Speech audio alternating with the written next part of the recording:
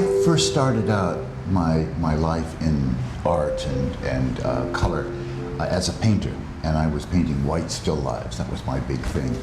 And when I came to England, I set up a studio, and I discovered they had beautiful yarns, these incredible knitting yarns. And so I bought up 20 colors and knitted an incredible sweater that led me to a career in designing knitwear, because it was more unusual than anything anybody had seen, because I put 20 colors in the first sweater.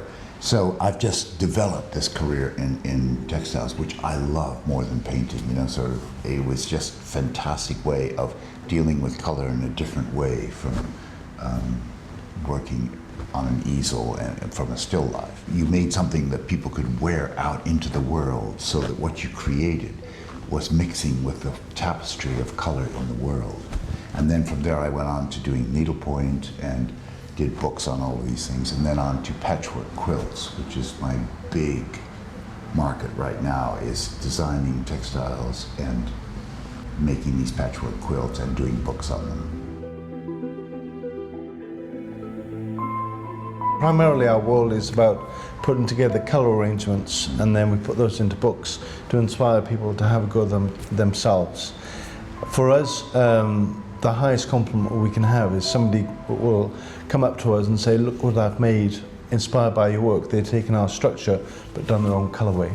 And that to us is, you know, very life enhancing, because it's one thing working with your hands, but colour is psychological. And a lot of people get intimidated by when they look at our work, because we do use a lot of colour and pattern, but when you break it down into units, it's very small, simple structures. And once you learn the basic techniques, you can fly.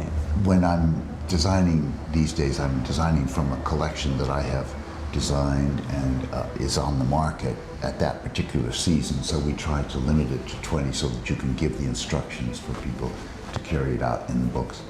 It is a very rich and exciting way of playing with color, because you're bringing, you know, flower prints and geometric prints and great stripes that are woven in India and so forth, all of these wonderful worlds together in one textile. Color is my absolute passion, and that's what I concentrate on.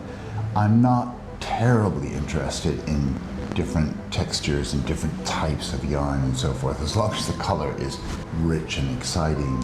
Basically, I like a good just amount of colors that I can play with and create a tapestry of color. And with the patchwork, I'm really just developing my own type of prints, which I like big scale florals and big geometrics, huge circles and stripes and zigzags and things, so that they're very playful and they're very pronounced. There's nothing shy about them. The big secret for what we do is that none of our work is done on a computer. Mm-hmm. All of it is done by hand, and we don't pre-plan anything. It's completely spontaneous, yeah, the way we work. We just, you know, like you'll make a mess in the studio, and out of the corner of that mess you'll see some wonderful little color combination that was totally accidental, and that becomes the theme of the next piece, you know. So very exciting. Basically, as Kate says, when we're knitting, we're painting with yarn, but the biggest secret that we can give to anybody is that we pin up our work, stand back, look at it from a distance, and then build the colour palette as we're going along.